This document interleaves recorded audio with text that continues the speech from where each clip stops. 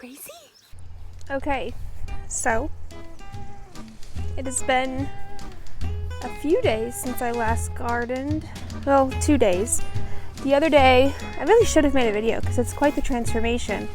I weeded my jungle of a walkway. I think I did take a before picture, but you can actually walk on it. Look at that. Yeah, that's what I did the other day. And today, we are going to be working in my veggie garden, which is over around the other side of the house. But first, I'm going to go over and explain what I'm going to do today. So this is the first project of the day. These are some Parisian gherkins.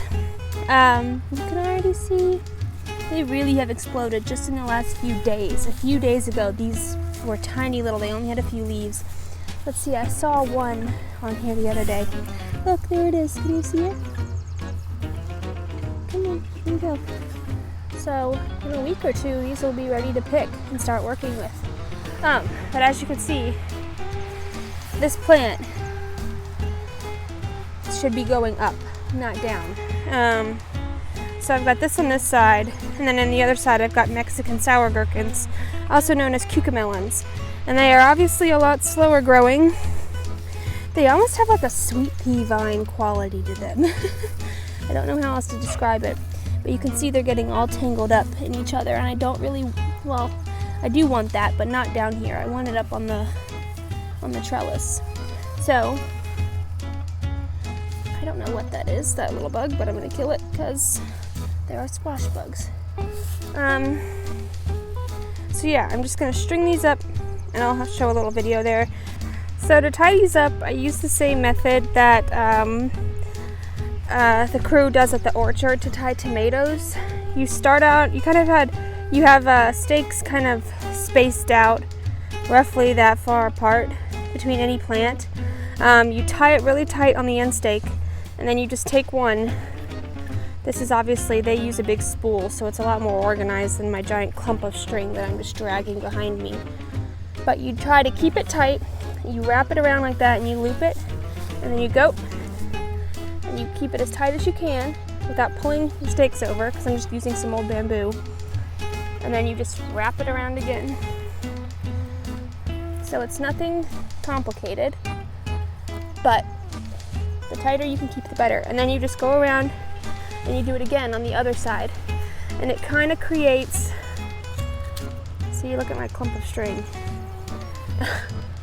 It kind of creates like a tunnel there that you can like feed vines through and just train them to grow up. So once I get this, ideally I would have had this twine set up a while ago, but I didn't. So now I have to go back and kind of get those cucumbers to grow up in there. So I just pick up the vines and kind of feed them through here. So once you've got it wrapped around on both sides, you just tie it down here at the end.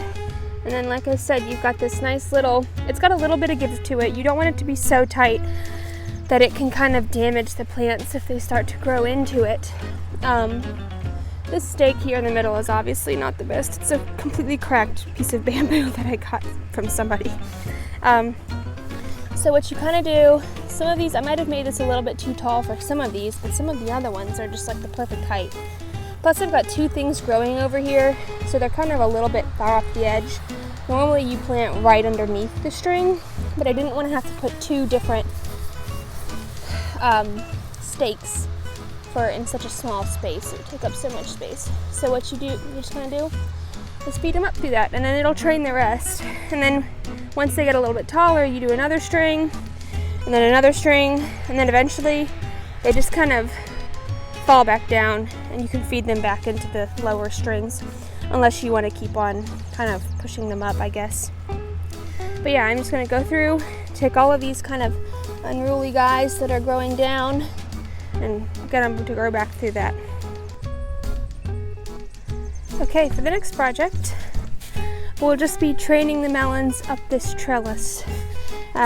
This is a cattle panel trellis. You can get these things at Tractor Supply for like $28, I think, around $30. So these ones you don't really have to tie because These are pickling cucumbers, and these are some melons over here. You just kind of have to come around every now and then, and if somebody's kind of falling over and not staying in the lines, just kind of push them back through one of the grates. See, this guy's already growing that way. So you just kind of have to keep them going. Maybe I'll push them back through that one. The only thing is you do kind of have to be careful when you're doing this kind of thing, because I snapped off a couple of the top parts over there just trying to feed them through, so you have to be really gentle. But luckily they'll just bounce right back. It won't really do any damage. So I'm just gonna keep on doing that for these, and eventually this will all completely grow over. It'll be like a little cucumber melon tunnel. So I finished tying everything up. I'm just gonna do a quick little garden tour. I have a small little plot inside of the Orchards Gardens, my family's farm market. So I get to grow whatever I want here, which is really exciting. So I decided to grow some more flowers, so I don't have to get cut flowers from my flower beds by the house. So this front whole chunk is all flowers. There's some no, this is calendula, not straw flower. Some snapdragons, pink flamingo ciliosa. You can see it's already starting to bloom. I think this is more calendula, yarrow, zinnias, bells of Ireland. I was just thinking they are kind of thick in there.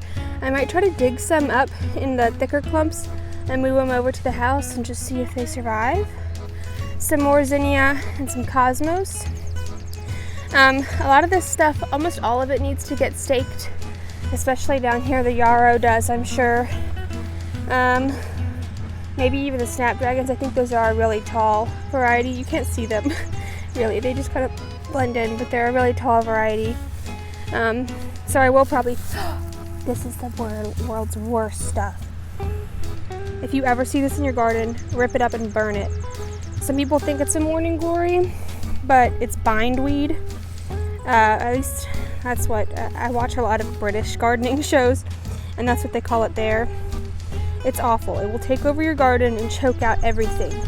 So if you see this, just get it out. Don't even just throw it to the side, it'll reroot. Take it back, throw it away and burn it. So I will be staking all of that and stringing it up, but I've only got enough stakes for this for right now. A lot of this stuff isn't even really tall enough to be staked, but once it gets growing, it's almost tall enough over there, and once it does get growing, it'll just be really easy to come out here and feed it through. So I'm done doing that. I've got a row of sunflowers. These are a tall Pro Cut Gold blend. Potatoes, peppers. I had some garlic in there, but I've already harvested it. Some red onions. They're, I think, red carmine or something of the sort. Got some leeks. I believe these are the mammoth sunflowers. And thinking about it now, it might not have been such a good idea to plant them so thick.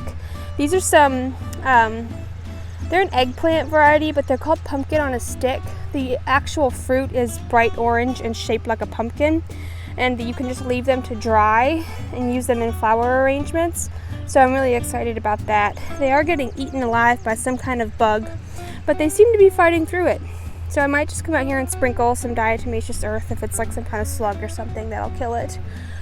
But like I was saying, these will potentially shade out these. But I'm wondering if these will get going before these get too tall, and then I can plant maybe something that likes a little bit more shade, maybe some heat tolerant lettuce or something. I don't know, I'll have to see how that plays out. Worst case scenario, I've got other pickling cucumbers over there, so it'll be fine.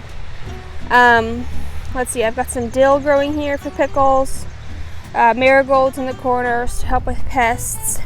I've got a couple cherry tomatoes in here just as kind of an experiment to see if they'll grow before these shade them out. I'm not going to be too hurt if they just die, because I've got so many, or David's got so many going for the orchard.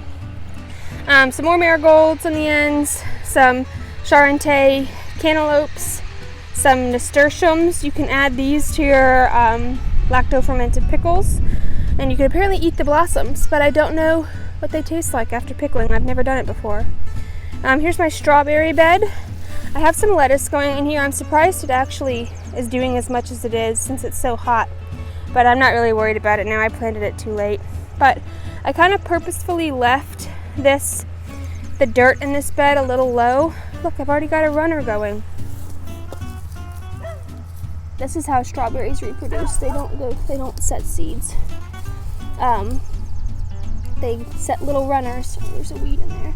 And these little runners take root. So I'm just kind of training him where I want him to go. So I left the dirt in this bed purposefully kind of low, because if you've ever grown strawberries, you know that like birds are your #1 pest. So next year when I do have a harvest, these are these strawberries' first year, so I won't get anything off of them. I could roll out chicken wire over the top, and then when I come out to pick, I can just roll it back up and pick, and then it won't let the birds in to eat all of my berries.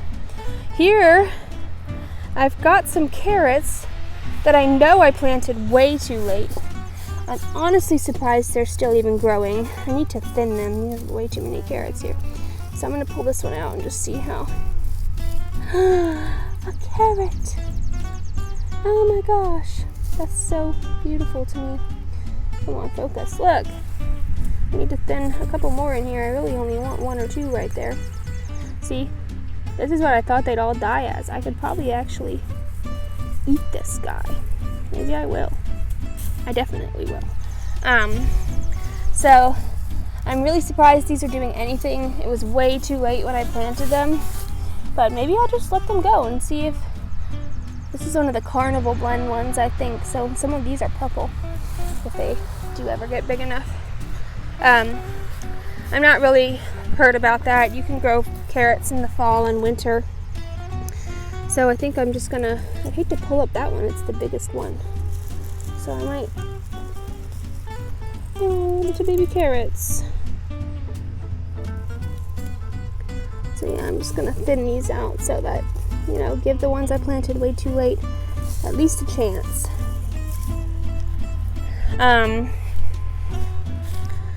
And then, like I already showed you,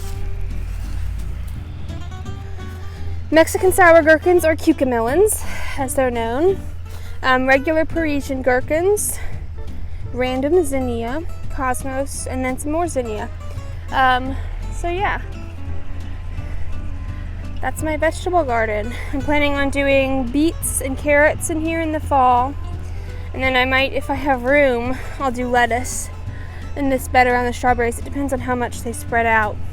But I also can always just do lettuce here in the fall as well, because there'll be more space and there'll be room for other stuff over there when the peppers come out. Oh, okay. Oh gosh, I have dirt all over me. So I just finished watering my greenhouse and the surrounding plants that are in pots. Ginger heard me talking, so she came running. I'm in my potting shed right now, which is a huge mess. A lot of this is just trash. I just keep collecting from this side of the yard and from my greenhouse, and I just need to throw it away. But I'm not doing that right now. I'm gonna go grab my spade and work on transplanting those bells of Ireland that I talked about in my garden that were a little bit too crowded. So I'm gonna go get that done and bring them over to where I had my chamomile, which is now done, and I already harvested it.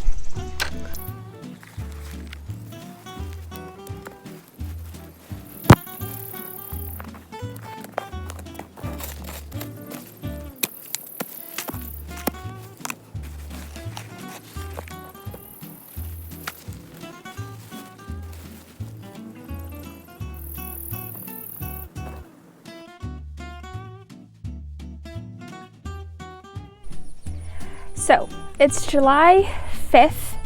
I filmed the video you just watched on June 16th. So, it's been a while. And I just now, today, had a couple hours to edit it. And I realized I never really finished the video. And so, instead of just doing like a little, this is the end of the video, I figured why not just go ahead and give a little short, because the video is already long, update of what the garden looks like now. I guess this would be over 2 weeks later. So I was gone on vacation the whole week after that video was filmed, And then I've been here kind of trying to wrangle everything back in for the past week or so. So it's definitely grown. It's a lot bigger, and it's a lot hotter outside, and still just dry. It's been one of the driest summers I can remember. So I'll start here on the end that's closest to the house and go that way. So here in the end we've got our zinnias. They're starting to bloom. These ones are the green envy. They're just starting to open up. This one's a little bit more open. They stay this beautiful like lime green color. And of course, the Japanese beetles are here. I've got some canary zinnias, and then these are just a mix of ones I had here last year. And then the cosmos are also blooming. I believe I started these ones from seed inside a few months before the last frost. So you've got the apricot lemonade cosmos. I do like these. In the picture on the seed packet and on, where did I get these? I think I got these from Baker Creek. All of the blooms were this color. I know blooms change throughout their lifespan. I was kind of hoping they'd stay at least a little bit more. They're called apricot lemonade, but as they open up, they almost turn white with a very pale pink blush to them. And then right next to them, I've got the cupcake white. So in color, there's not really a huge difference. Once they open up fully on camera, they look a lot pinker than they do in real life. Maybe I'm just looking at them too closely. But the cupcake white, they've got this big, beautiful, well, I guess looks like a cupcake liner bloom. I would suppose that's why they named it that. And you can just see there's dozens of blooms getting ready to open up on this guy. Then there's a zinnia that popped up from last year. My cucumbers that I tied up in that video, I didn't get the chance to do another string. They're still on 3 strings. They kind of desperately need a 4th string. I'll see if I can get that on there today. But I've already picked cucumbers from here. You can hear the bees buzzing like crazy in there. This is about the size that I pick these. They're the Parisian gherkins, or Parisian pickling, and you pick them like gherkin size. And I've already done 2 batches of pickles off of these. I'm doing fermented pickles. And then the cucamelons, I'm realizing now it was probably a huge mistake. Oh, there's another cucumber. To try to plant 2 different varieties of cucumbers in this one bed. Looking back now, I probably would have kind of abandoned the carrots and done the cucamelons in this bed and the regular pickling over here, just because they're kind of, I don't know if they're competing necessarily for soil as much as they are for trellising space, and there's just not enough room in this bed for a second trellis. But the cucamelons are going on, and they're climbing on up, kind of up the cucumber vines into the trellising system. But they're obviously a little further behind. Maybe by the time those really get going, these cucumbers will be done and I can pull those out and try to untangle them. Carrots, I'm leaving these in here.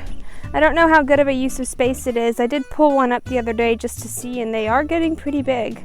So maybe I will get some carrots after all. Strawberries. Oh, of course, something ate that one. I'm not really trying to harvest off of these this year. It's only their first year. I've got some lettuce in here. I tried to eat some the other day and it's pretty tough. It's just too hot. It's not lettuce weather anymore. These strawberries are sending out lots of runners. Before I know it, I'll have 50 strawberry plants in here. They're very happy. I've got some nasturtiums. These have really exploded since I last filmed. My marigolds have gotten huge. And my cantaloupes, my Charente cantaloupes. They've got some blossoms on there. This is the first week I've noticed any blossoms. So once these set fruit and they start getting a little bit bigger, I'm gonna have to figure out kind of like a hammock system for them, I guess, so that they don't just fall and break since they're on a trellis. And then my regular pickling cucumbers. These ones you can let get a little bit bigger. I don't really like, I realized I like my pickles about this big, unless I'm doing like pickle chips. But yeah, these guys are looking great too. It's crazy because I started these ones from seed. Oh no, I started these ones from seed a few months before I transplanted them out. And they were about this big when I put them out. And they are a lot slower growing than the ones that I just started from seed probably a month and a half ago. So that just goes to show you sometimes starting things ahead of time actually can stunt the growth of things because it disturbs their root systems when you transplant them. So I need to make a note of that. Just don't start cucumbers ahead of time next year. Just put them right in the ground. More marigolds. My dill is finally starting to come up. I planted a lot more dill than what's actually popped up, but it was so dry right after I planted it. So, and I've got some heads coming along. I've been using what's in my herb garden to make the first 2 batches of pickles, but this will be nice to have that now. Those pumpkin on a stick eggplants, they're getting kind of eaten up by, my dad called it a lace bug. I don't know if that's what it's actually called or if that's just what he calls it. But they seem to be, they're still producing new leaves. I'm pretty sure eggplants are just one of those plants that things just love to eat them. And then really, I guess one of the stars of the show of this garden are these giant sunflowers. I feel like they grow 6 inches every day. They are shading these a little bit, but they don't really seem to mind. I've never really grown any type of eggplant before, so maybe they don't mind the shade. I'll find out. It's not really a crop I'm trying to produce, so I'm not really upset if these do shade them out, but they're huge. I'll have to get a video of me standing next to one just so you can see how big it is. And then peppers. These have really started going the past few days. Get some cayenne peppers on there. My leeks are over there. Let's see, the cayenne go into jalapenos. I used to have a marker somewhere, but I don't know where it went. I'll recognize them when they start going to fruit. Red onions, they're getting pretty big. I fertilized them with some 10-10-10 the other day. Well, the other week, I guess now. So, oh, yep, here's some jalapenos. This is the first one I've noticed. Oh, that looks so good. Usually jalapenos that I've grown in the past, they end up splitting because you get rain. But it's just been so dry that I've been watering them every now and then. Probably, I try to get an inch on these a week. So maybe they prefer it that way. Potatoes. I've harvested a good amount of the side of them because I was noticing, I guess this is the dreaded potato beetle. I'm not certain. I'll have to look it up. There's something eating these. So I need to get those out of the way and really just harvest those. I harvested probably half a bushel of potatoes the other day, and I just need to go in and do the rest of them. More peppers, banana peppers and pepperoncinis here on the end. Haven't seen any fruit on these yet, though I could just be missing them like I was missing the jalapenos. These are the Pro Cut Gold sunflowers. They don't get quite as big as the mammoths down there. More cosmos. I think these are apricot lemonade and cupcake white. Zinnias.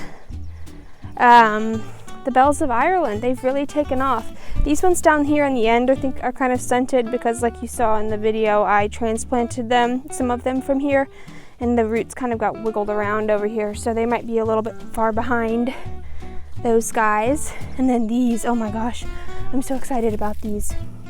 They're an Oklahoma salmon zinnia. I had to order these specially off of like a Etsy seed shop because I couldn't find them anywhere else. They were all sold out. And then these are the same variety, but they're white, the Oklahoma white zinnia. They stay kind of a smaller bloom, and I can't remember if they've got 3 or 4 layers of petals, but they're beautiful. My yarrow, this is a perennial. Let's see if I can get it to focus. I keep on pointing and it's focusing my finger. The yarrow, I believe, is a perennial, so it might not bloom this year. This is calendula. I think in the video I said that down there was calendula too. It's actually straw flower. When they're little, the leaves look so similar that it's hard to tell. But these are the calendula. These are supposed to be, they're a variety called Apricot Surprise. They're supposed to be a light pink color. I have them in my flower beds as well. They're all like bright orange and yellow, which is the traditional calendula color. I don't know if they just got the seeds mixed up or what. I'll have to look on the reviews of those and see if other people are having the same problem. Not that big of a deal out here necessarily, but I was looking for some pink over in my flower beds that I'm not getting from these, so that's kind of a bummer. And then these are the Flamingo Ciliosa. There's a little bug on there enjoying some of that. The pollinators seem to really love these, and they seem very happy out here where it's kind of hot and dry. So yeah, that's going well. They're really bushing out. These have really exploded since I planted them. And then the Talmac Snapdragons. They're a blend of different colors. It looks like this one's gonna either be yellow or white. Can't really tell just yet. But yeah, I love Snapdragons, so I'm excited. Those are usually, they grow as biennials around here. So they bloom the first year, and then the second year is really their show-stopping year. But that's my garden. It's really just very happy. I weeded the day before yesterday, got all the weeds out of here. It's really just, I'm so happy with it right now. But let me get a video of myself up next to these huge mammoths so you can see how big they are.